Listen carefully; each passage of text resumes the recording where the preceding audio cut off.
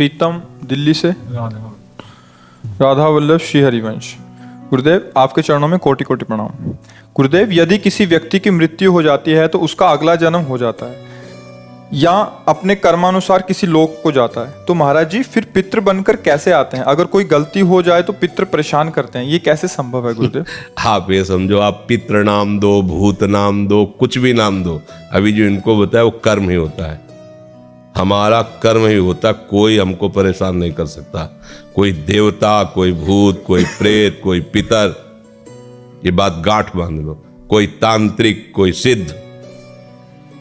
यदि मेरा कर्म गलत नहीं है तो विश्व ब्रह्मांड में किसी की ताकत नहीं है कि वो हमको दंड दे सके, क्योंकि सबका शासन करता भगवान है, ईश्वर है। अगर कोई अपने तप का प्रभाव भी करना चाहे, मान लो तपस्वी है, तो बीच में आके खड़ा हो जाएगा। बिल्कुल वो भजन नहीं करता, पर वो निष्पाप है, उसने अपराध नहीं किए, तो किसी न किसी रूप में भगवान आके खड़े हो जाएंगे, उसकी रक्षा कर लेंगे। इसीलिए उनका एक नाम है ईश्वर। संपूर्ण जीवों का शासन उनके हाथ में है और सब जगह विराजमान है। यार, मैंने तो भगवान को पुकारा ही नहीं, लेकिन मेरा सब काम बन गया। ऐसा फंस रहा था, ऐसा गिरने वाला था कि मर जाते, ये लोग फंसा लेते। ऐसा कौन बचाया? तुम्हारे अच्छे कर्म, तुम्हारे अच्छे कर्म है, बुरे कर्म नहीं। मैं तो फूंक फूंक कर पैर धर रहा हूं, जब से मुझे हो से कोई गलती नहीं हुई हमसे। हमारी दुर्दशा लोग कर रहे हैं, हमारी दुर्दशा इससे हो रही, उससे, कोई दूसरा नहीं है। बोले तुम्हारे कोई चक्कर है, ऊपरी चक्कर है, लोग ऐसे कहते हैं। वो अरे ऊपरी और भीतरी, केवल तुम्हारे कर्म का चक्कर है, दूसरा कोई नहीं है। वही कर्म भूत बन करके तुम्हें सताएगा, वही कर्म पितर बन करके, वही कर्म ग्रह बन करके सताएगा, कोई नहीं सता सकता। जो पे कृष्ण चरण मन अर्पित तो करी है का नवग्रह रंग, रंग माने भिखारी। ये भिखारी नवग्रह तुम्हारा बाल बांका भी नहीं कर सकते यदि कृष्ण चरणारविंद में चित्त लगाए हो। और सब ग्रह तुम्हारे अनुकूल है और प्रभु से तुम विमुख हो तो कोई तुम्हारी रक्षा नहीं कर सकता, तुम्हारे कर्म तुम्हें नष्ट कर देंगे। ये सिद्धांत सबकी समझ में नहीं आता है। अगर समझ में आ जाए तो भूल जाओ कि कोई पितर है, कोई भूत है, कोई प्रेत है। वही है, वही, दूसरा कोई नहीं है। वही तुम्हें दंड देने के लिए कभी भूत बन जाते हैं, कभी मृत्यु बन जाते हैं, कभी नाना प्रकार की घटनाएं बन जाते हैं। और इसीलिए उनका भजन करोगे तो असली रूप में आपको मिलेंगे। प्रेमानंद स्वरूप, महान सौंदर्य समुद्र, करुणा समुद्र। वही नहीं कहते, जो विमुख है, अधर्म आचरण करता है, उसके लिए मैं काल रूप भयंकर हूं। भगवान ही कह रहे, मैं उसके लिए भयंकर रूप हूं। देखो, भगवान का ही एकमात्र स्वतंत्र साम्राज्य है। वही बनने वाले, वही बनाने वाले हैं। बस सावधान होकर उनका भजन करो, कोई कुछ नहीं कर सकता। जब आप मान्यता करोगे कि पितर हैं, भूत हैं, तो उस रूप में मिल जाएंगे। जाकी रही भावना जैसी, और आप बिल्कुल मान्यता हटा दो कि जो भी नाम रूप है हमारे प्रभु के ही हैं।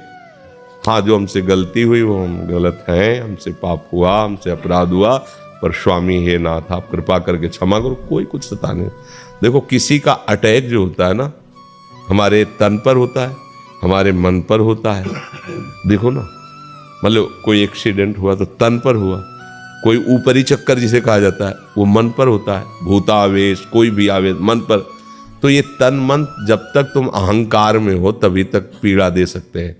अगर भगवान को समर्पित कर दिए, अब किसी की ताकत है? भगवान के समर्पित तन और मन को कोई घसीट कर ले जाए, ऐसा हो सकता? इतना वीर कोई पैदा हुआ है क्या? बस एक बात समझ लो, भगवान के आश्रित हो जाओ। भगवान ने गीता जी में कहा, पितरों को पूजने वाले पितर लोग को जाते हैं, भूतों को पूजने वाले भूतों को प्राप्त होते हैं, और मेरा भजन करने वाले मेरे को प्राप्त होते हैं।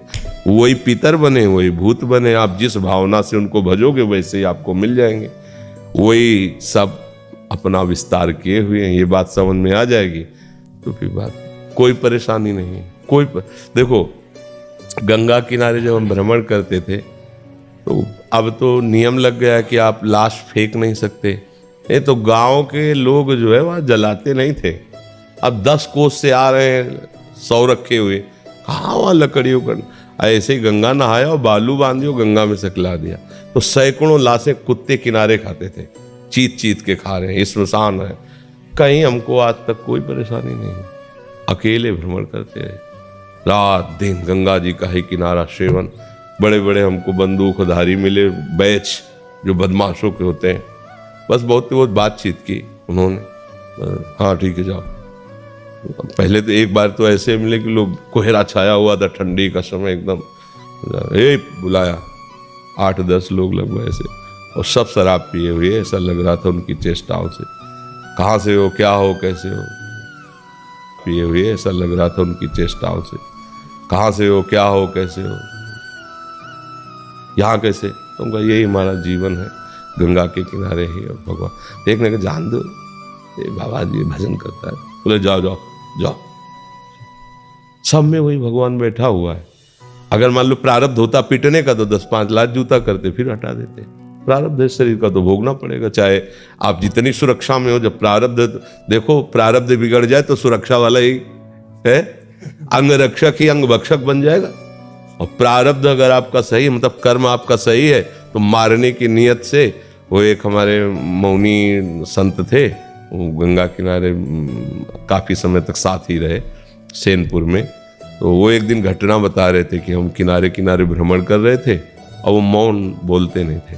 तो बोले एक अन्य धर्मावलंबियों का नगर था जो विरोधी हिंदू धर्म के हैं।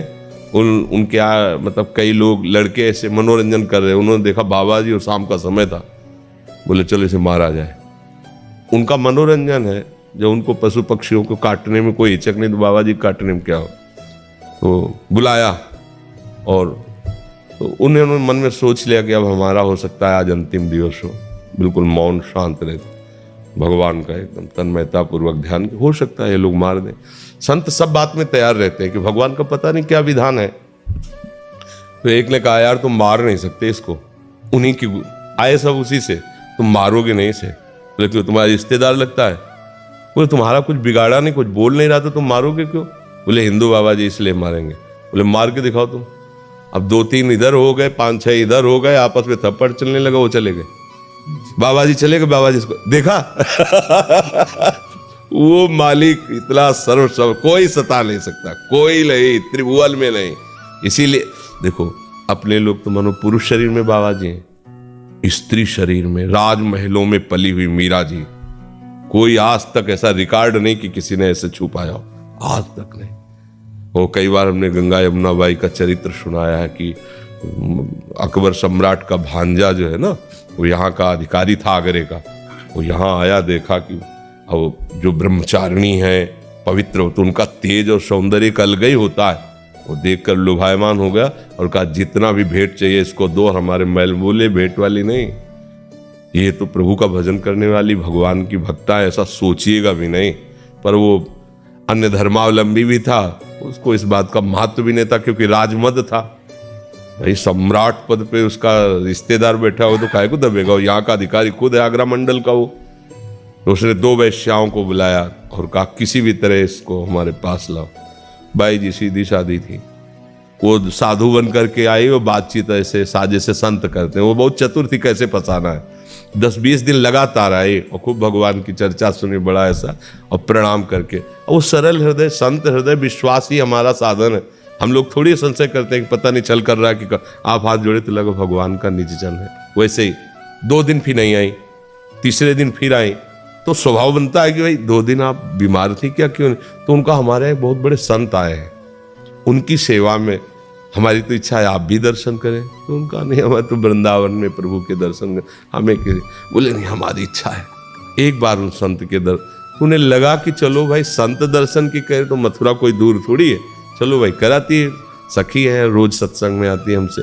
चली गई, जब वहाँ गई तो महल, तो उन्होंने सोचा संत है चाहे महल में रखो चाहे झोपड़ी, हो सकता है कि ऐसा। तो अंदर जेवी दरवाजे की दोनों दरवाजा बंद कर देखा, वो हसन बेग दो अजीज बेग क्या उसका नाम था, वो सामने उन्होंने देखा इसकी तो काम दृष्टि है और ये तो मुझे फंसाया गया है। उनका दूर रहना, एक कदम भी आगे मत बढ़ना, इसी में तुम्हारा मंगल है, हम तुम्हारा मंगल चाहते हैं। वो का ये भाषा है क्या समझने वाला, जो कुआ मदान मदना तुरुआ, कामी पुरुष कभी ये नहीं देखता कि धर्म क्या है अधर्म क्या है, परिणाम क्या होगा, कामी पुरुष नहीं देखता, क्योंकि कामना में अंधा हो जाता है, बेटी है कि बहन है कि क्या है ये सब भूल जाता है। कोआ मदांधो मदना तुरुआ, अंधों में अंधा कौन, बोले जिसको काम, अब वो तो वैसे ही आगे बढ़ा, बस वो श्री हरिवंश श्री हरिवंश श्री हरिवंश से आंख मूंद करके प्रभु का भयंकर सिंह प्रकट हो गया उसी बीच में।